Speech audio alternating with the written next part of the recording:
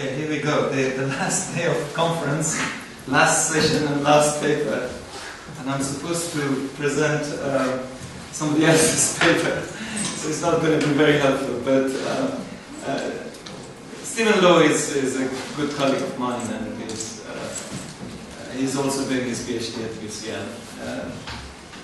This is his first year of work, and being a very humble guy, he put together a very minimalist presentation for me. So in a way it's not bad because I can get through it very quickly. But if there is any question, then we can talk about it. His main concern is about the relationship between accessibility and housing market.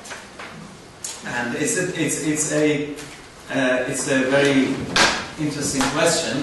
At least in London, this is the graph that shows the growth of property values in the past 10 years. And as you see, it is growing very, very rapidly. There is a bit of, this is the recession kind of period, but still going on, and the prices are now higher than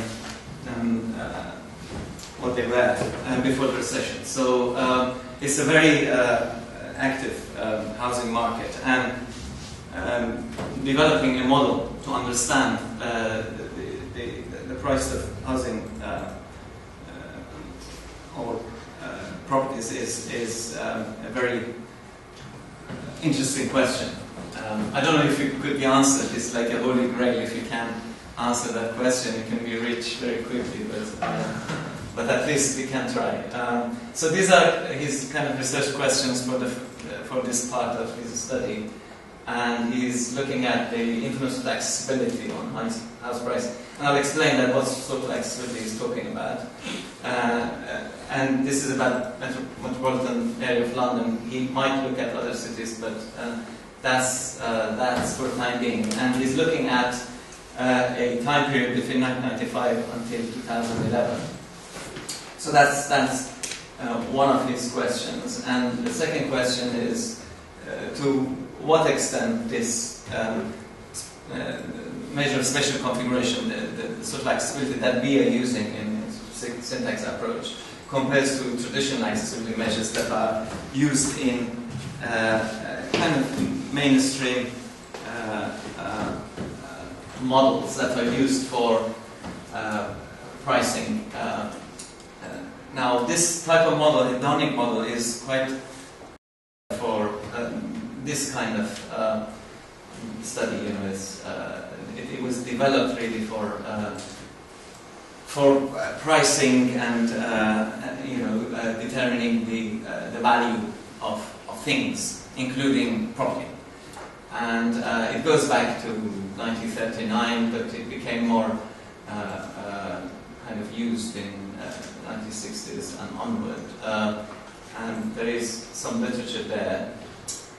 Now, the equation there is the type of model is about basically a regression model that contains some locational variables and some dwelling type characteristic variables. Now in the hedonic model, you look at different aspects. You kind of decompose a product into a lot of kind of elements and try to kind of create this pricing model. In hedonic models for property values, this is quite commonly used. Now, the thing is, why he looked at the hedonic models, he could have, there are other models as well, but hedonic model is kind of most common or most commonly used model for these kind of things. And being a non-economist or approaching that kind of field from the field of urban design or architecture, he didn't want to kind of invent a new model. He just looked at what is there, and his aim is to see if that model can be improved by spatial configuration or not be improved. And that's at least his first question. Now, accessibility in hedonic models for property values is commonly used, but the accessibility means something else in those kind of models. The very traditional one is the distance to CBD sort of thing, yes? And it could be very kind of simple kind of radial distance or network distance, but that's about it. You know, you identify your CBD, and how far you are from the CBD determines your accessibility, basically. It is actually a very simple way of calculating accessibility. Now, there is more recently there is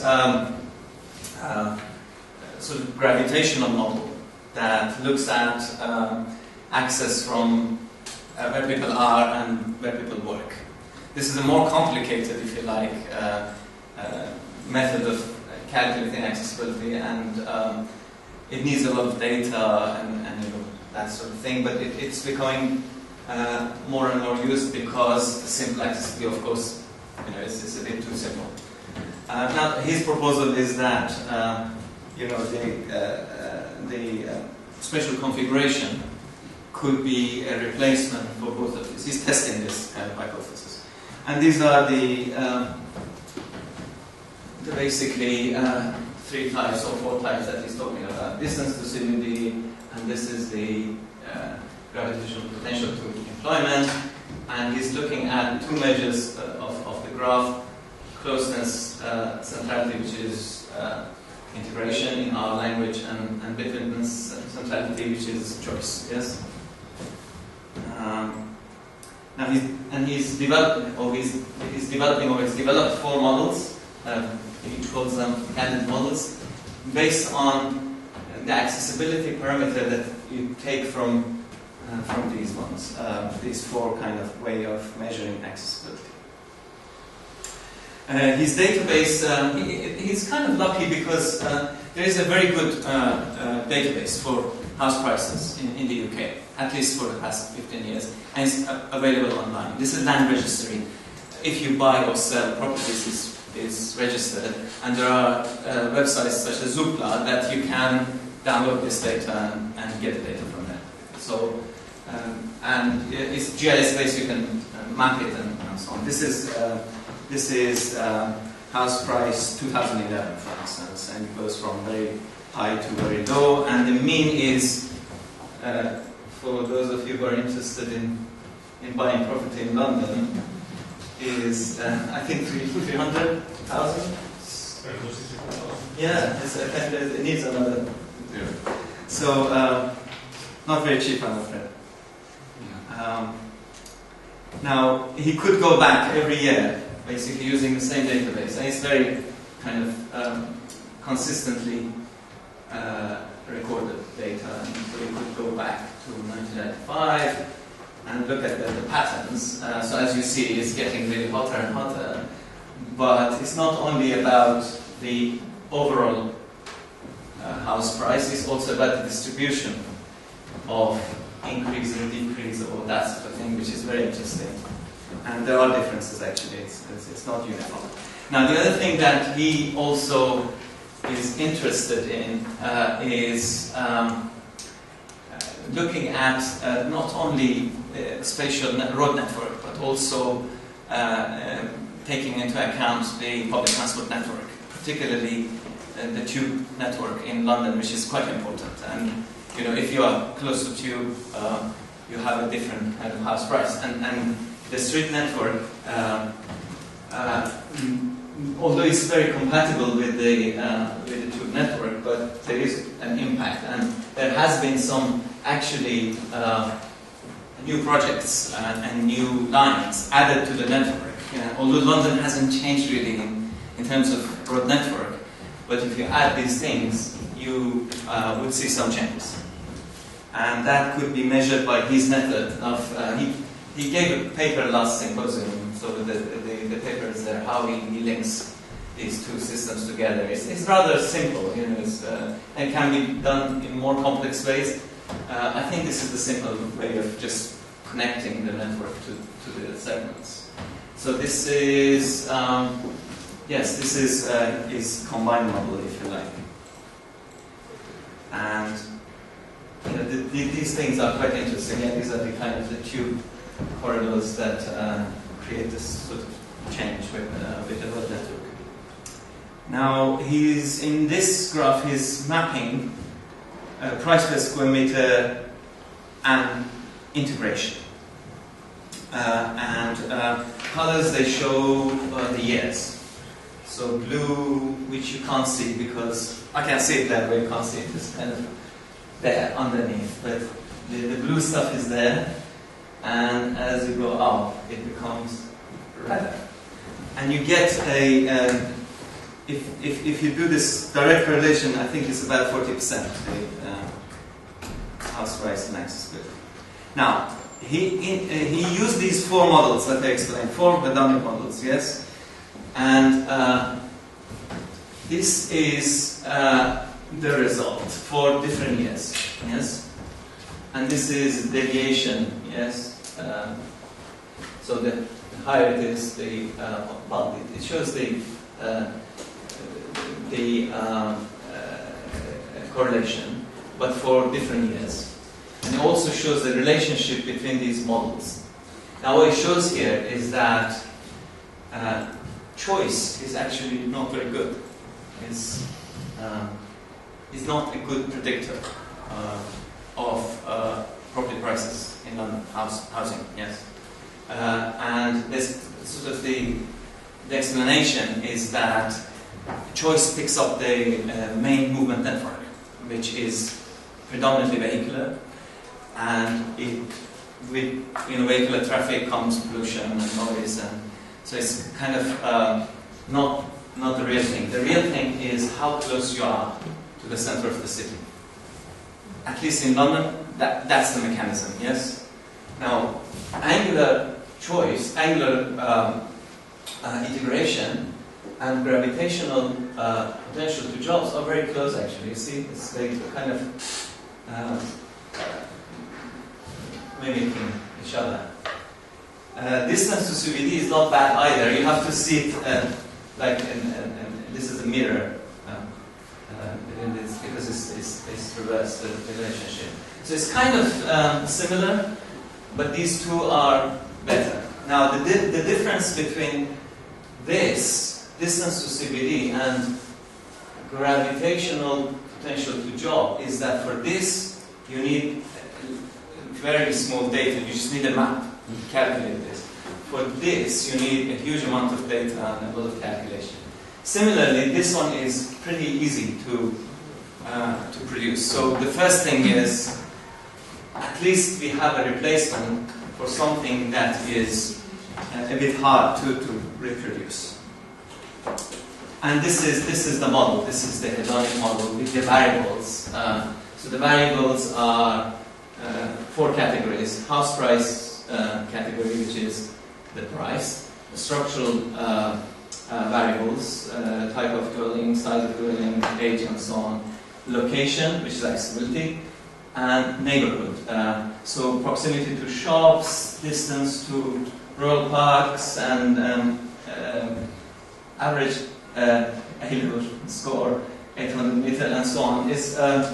These are chosen from a set of a larger number of parameters. So he tested a lot of these parameters, and these are the most significant ones. So in the final model, he tried to use the most significant models. And this is where he's comparing the correlation value. Where is the R-square? This is adjusted R-square in the regression model. So this was distance to CBD, this is gravitational potential, and this is space syntax integration, plus gravitation. So you combine those two as well to see if he gets a better result. He doesn't. So this and this one is very, very slightly better than this, but they're doing almost the same. So he's kind of proving the point that spatial configuration is at least as good as as gravitational distance. Now, this is the income group comparison in his regression model. So he tried to kind of look at the income group and see if there are differences. And apparently there are differences. Orange is the red, but you get income group 0 to 20 at the sort of bottom of this league, and the top income group, of course, is higher. So it kind of the more expensive properties they correlate more strongly. Okay, key findings for this: house prices have risen, of course, in the past 15 years, and spatial configuration, measured accessibility are significant, especially integration variables in this model, and the hedonic model shows all accessibility indicators are significant after controlling for dwelling-specific and neighborhood variables. Dwelling-specific and neighborhood variables are still very important. The number of beds, for instance. Obviously, a 3-bedroom house is more expensive than a 2-bedroom and a 1-bedroom. This makes a lot of sense.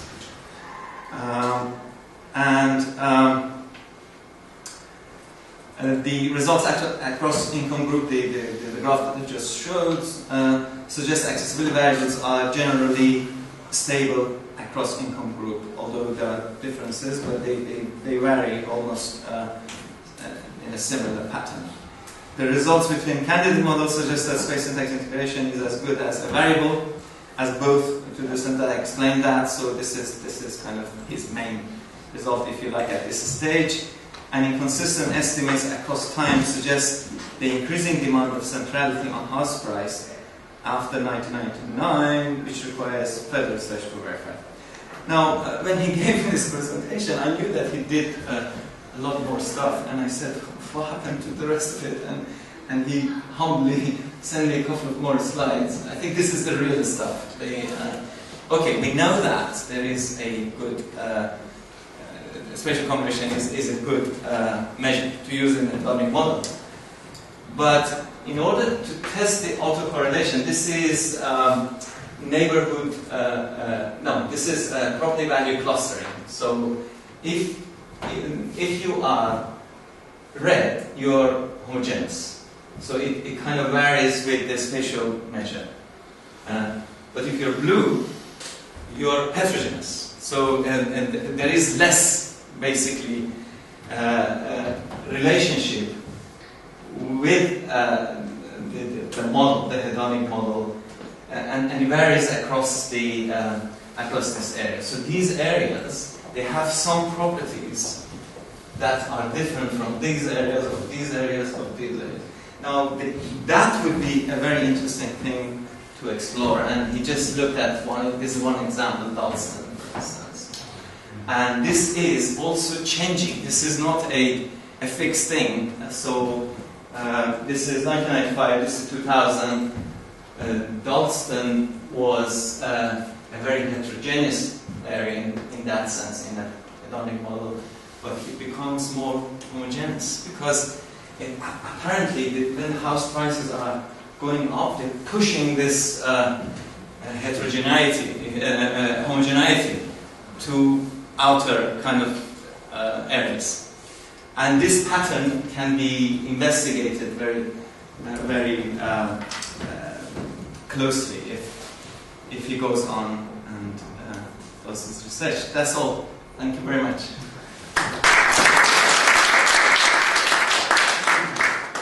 Yes, John. I try to answer the question as much as I can.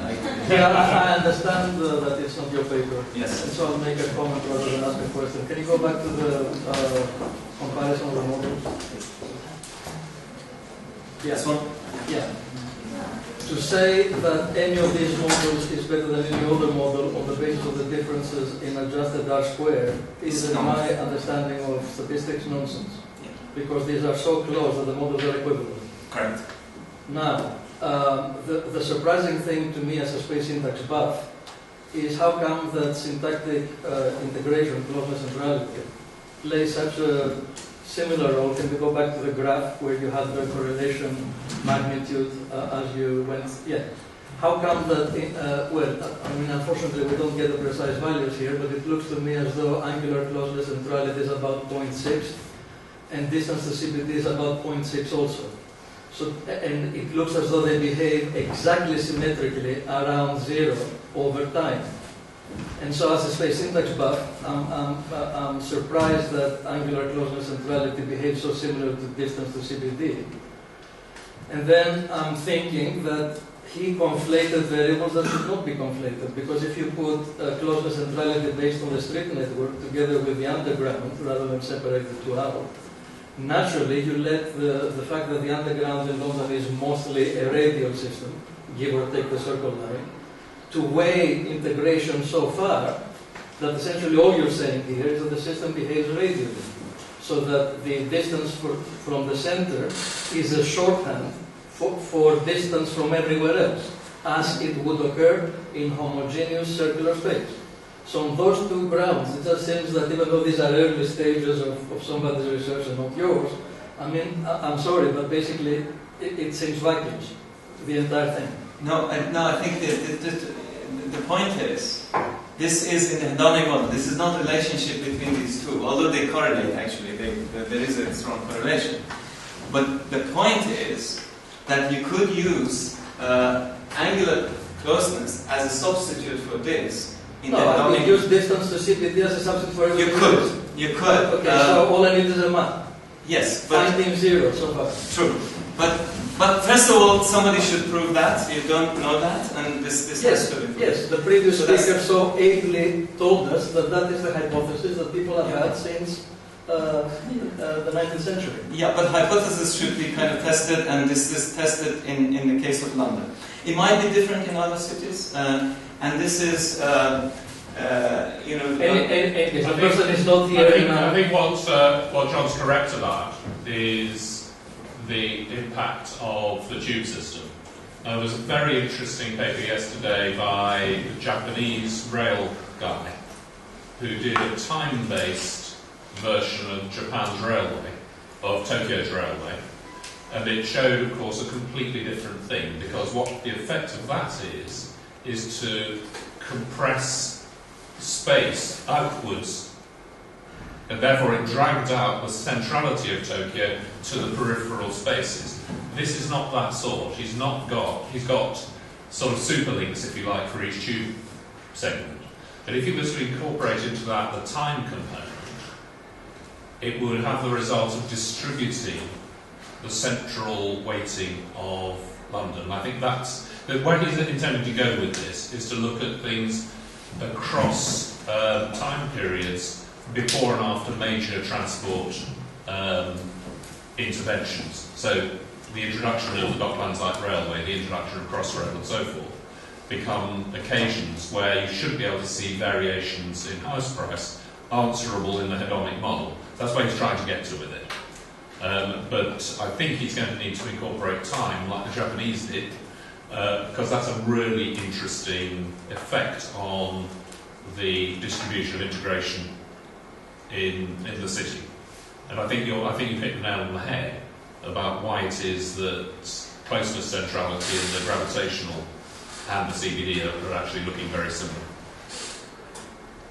Also, the other point is that in order to get on with this kind of research, then you need this spatial configuration approach, really to zoom in, look at these areas. Well, if you remember Anne Carpenter's paper 2 conferences back, looking at that sort of thing, the argument was that in areas which are house properties diversified, what's interesting is that in some cases it starts from higher integration and spreads, in other cases not so much. So to me that's the issue to be tested if you go into time series.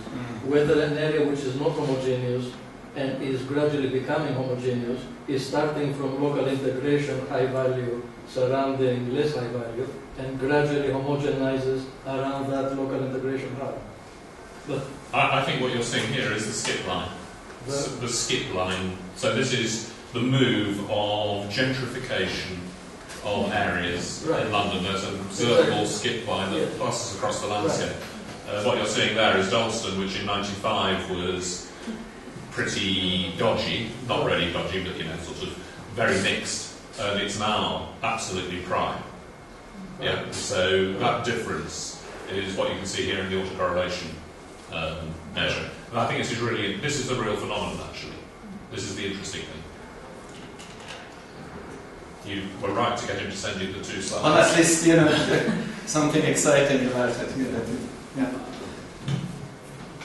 Any other question that I can transfer to Stephen or answer myself? Thank you very much.